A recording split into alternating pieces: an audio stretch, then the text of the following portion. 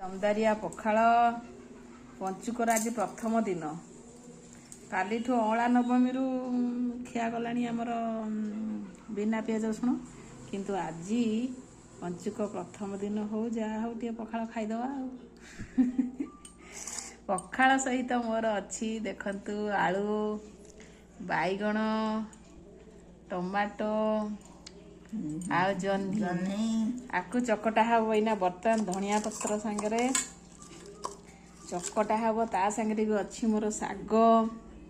आउ ये है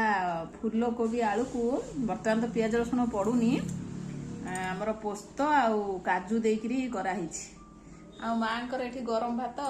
मोर टे पखाल डाली हाँ डाली भी करी हरड़ डाली आ से तरकारी साग चकटा चकटी पागटा टी चलो दमदारिया चकटाटा चली फेज बाई फेज ओह चकटार तो हो पियाज रसुण न पड़ू पछे